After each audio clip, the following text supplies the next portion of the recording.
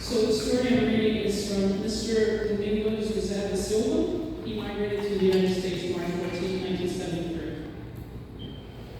I'm the sixth oldest of 13 siblings. I cannot blame my parents for having so many children. There was no television in those days and we needed help working farmland. Most families in Portugal at the time had at least half a dozen kids for those very reasons. When I was 7, my parents moved into my paternal grandparents' home in Monte. They had relocated from Gun to Villa, so my mother could help my grandmother care for a sick relative. My father was a Livadore, and my mother cared for my younger siblings and kept the household running. We had a considerable number of mouths to feed and clothe, and limited means to do so, and as you can imagine, we were very poor. I attended school until the 4th grade, which was commonplace at the time, and then went to work alongside my father, attending to his Bangladesh like Danish. I worked with him until I was 13 when I found work at a construction company. Every morning except Sundays, I walked to the next town and took a water taxi to Correa, where the job site was located. I was assigned the task of carrying wood and buckets of masa on my head back and forth from one part of the construction site to another. I made 2 strudels per day, and although it was not a significant amount of money, it helped put food on our table. My siblings and I worked hard to help our parents. We even pooled our resources to purchase my grandparents' house. 17 people called that small dwelling home. Although I spent most of my time working at my construction job and helping my family with the cows, my brothers and I enjoyed sitting at the local cafe from time to time. We drank espresso and watched the pretty girls walk by. One Sunday afternoon, one of those girls caught my eye.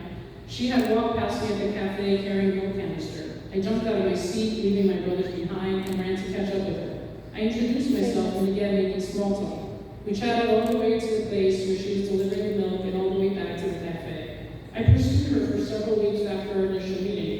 I would wait for her to pass the cafe and join her on her walk to make her the next delivery. I was 16 and she was 15. We dated for 2 years. On December 31st, 1969, I planned to propose to my girlfriend. The night air had a magical yet eerie feel. It was New Year's Eve and everybody was excited to ring in the new year, and my family was indifferent. Right before I left to meet my girlfriend and propose, my brothers dragged my father's rifle and began shooting in the air. It was customary to welcome the new year that way in our village. I grabbed the rifle, cocked it back, and took aim. After pulling the trigger, a blinding flash of light and a loud bang rang out. There was a moment of silence before multiple screams shattered it. The gun had recoiled and then exploded in my face. I was rushed to the hospital. I remained hospitalized in the city of Lavade for a month. The doctors did everything they could, but I lost vision in my left eye. It was a traumatic event, but I did not let it stop me. Following the release from the hospital, I returned to work and asked my girlfriend to marry me as planned. She said yes.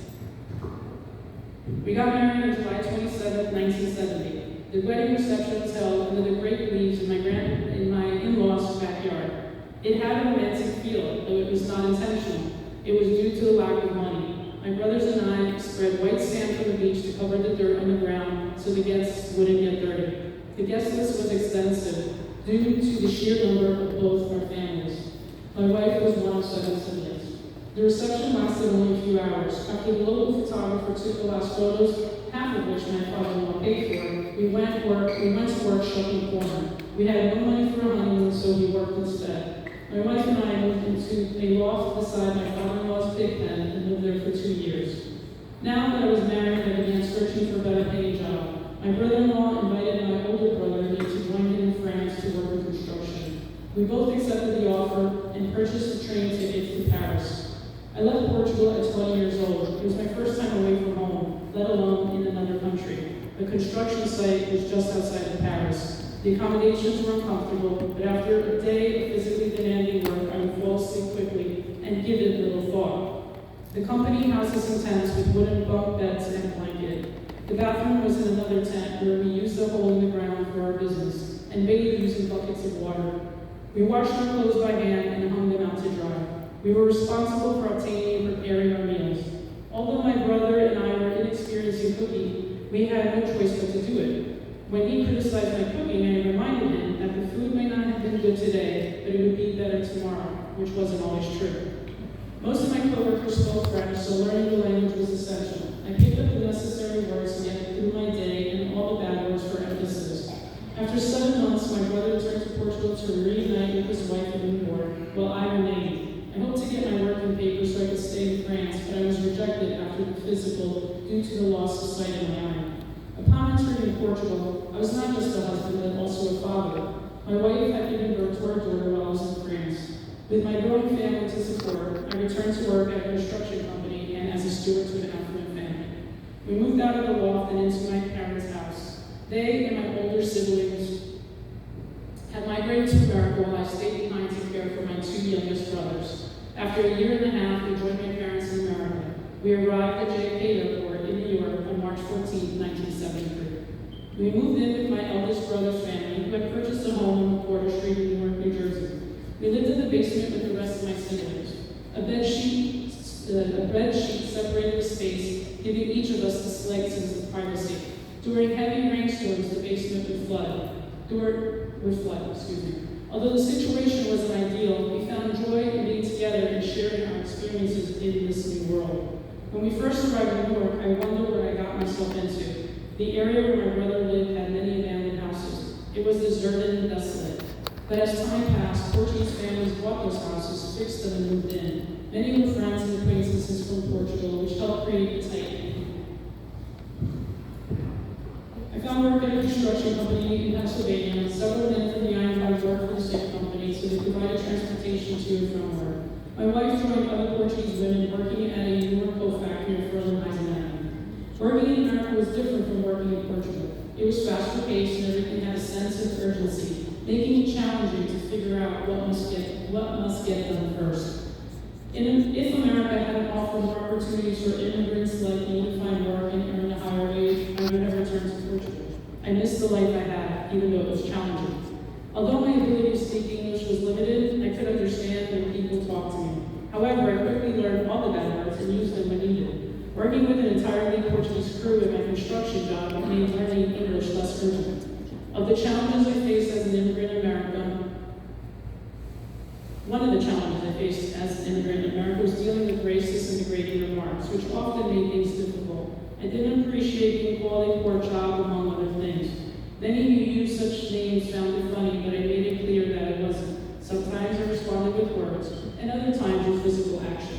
It was a derogatory play on the word Portuguese, meant to demean us and diminish our humanity and contributions. It also portrayed us as animals and dirty, neither of which was true, but both were malicious. The Portuguese community took pride in its heritage and our role in building the Iron. We paid our taxes, restored dilapidated houses, and helped keep our neighborhoods safe and clean. We even founded Portugal Day Festival, one of the most predominant feasts in New Jersey. I figured those who insulted us must have been envious of all we had accomplished, especially since they haven't achieved anything themselves. With my wife and I both working, we focused on saving money. When the opportunity arose, I moved my family into my brother's second-floor apartment. It had 4 bedrooms and we paid $250 a month. The space was better suited for my growing family, as we had welcomed a son and another daughter since arriving in America. Having my siblings and their families living within blocks of each other made our experience in America easier than those who had to leave their families behind in Portugal.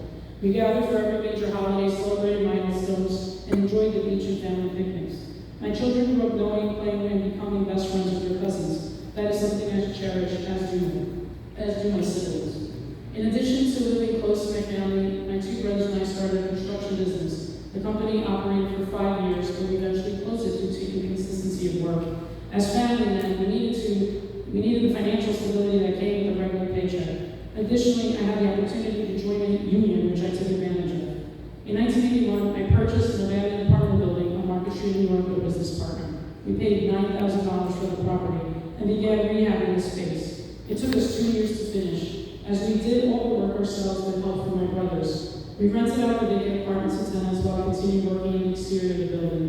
One Saturday night, my son was helping me while my brother worked on another part of the building's facade. As I was hammering the nail into the concrete wall, the nail broke and shot into my right eye. My brother heard my screams and rushed to help.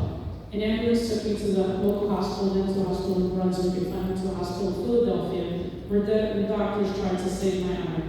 They even attempted a transplant in the hopes of restoring my sight, and was unsuccessful. At 36 years old, I was completely blind, and had a family to support, with my youngest child being just 7 years old. I was numb, unable to believe what had happened to me. 19 years earlier, I had lost sight in my left eye in an accident, and now another accident completely taken away my remaining vision.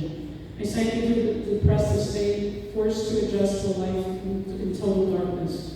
At first, I depended on my wife and children to guide me as I moved around. They also took on the responsibility of managing the household and paying the bills. My brothers and sisters rallied around us, offering their support. It was hard to come to terms with how everything was taken from me at the peak of my life. Having just purchased a home and secured a new job, that was a bitter pill to swallow. It took years before I was able to make peace with my circumstances. My wife left her factory job to care for me full time. To support our family, she started babysitting. My children and wife wouldn't let me wallow in self-pity for long. They made sure I stayed involved by assigning me chores like washing the dishes. Whenever I became depressed, they quickly redirected my focus, reminding me that I was alive and surrounded by love. They are the reason I'm here today. Through their strength, I found the will to keep going. However, the most difficult part, which still challenges me the most, is not being able to see my children's faces. I remember braiding my little daughter's hair after the accident, feeling a deep sadness because I couldn't see her smiling face. Even now, I miss seeing my children's faces. I often wonder if they've grown up to resemble me or my wife, and how much their faces have changed over the years. But as my youngest daughter likes to joke, she looks the same with more wrinkles in my hair. After the years passed, my children grew into amazing adults. My older daughter married, moved into one of the apartments in my building, and had 2 beautiful daughters. My younger daughter also married and had a son. I was overjoyed when I became a grandfather, helping raise my grandchildren while their parents work. Now they're all adults. My oldest granddaughter is getting married in September, and I'm looking forward to attending her wedding and eventually becoming a great-grandfather. In 2007, I woke up with a numbing sensation in my right arm and felt disoriented. My daughter called an ambulance. I was taken to the hospital, where they informed me I had suffered multiple mini strokes. The doctors inserted stents to several arteries to improve blood flow and prevent future strokes. Since then, I haven't had another stroke, but I did face another health scare. In 2019, one morning, I heard a cracking sound from my leg while standing, and I collapsed on the bed. After visiting the doctor, I was informed that they found lesions and that I had bone cancer. The doctors performed surgery, replacing my femur and using titanium. I was hospitalized for 2 weeks and then entered rehab center for a month, where I relearned how to walk with my new leg. Fortunately, I had my family again by my side. Their support gave me the strength to keep going. Today, I am cancer-free. And although I use a walker for stability, I am healthy. In 1998, my wife retired and we began splitting our time between our home in Portugal and America. Over the years, all my siblings purchased homes near my parents' home in Portugal, so I am once again surrounded by family, just as I was when I first arrived in America. Unfortunately, I lost my oldest brother, who was the catalyst for bringing us here, along with 2 sisters I was very close to. They remain in my thoughts and in my heart. Additionally, my son passed away unexpectedly a few years ago. It's a pain I would never wish on any parent. I have always wanted my children and grandchildren close to my wife and me, just as my parents did. One of my great joys is my family gathering at our home in Portugal. I cherish hearing the excitement in my grandchildren's voices as they recount their day exploring the country. Despite all the challenges I face, I consider myself a fortunate man. I wouldn't change a single decision I've made. I married a strong woman who withstood the toughest storms. My children, grandchildren, and siblings have been by my side every step of the way. And even though I've been without sight for over 30 years, I see everything in my life clearly. I see all my blessings and the people who have supported me, and for that, I'm eternally grateful. Sadly, this is something the many who have sight are often blind to. Thank you.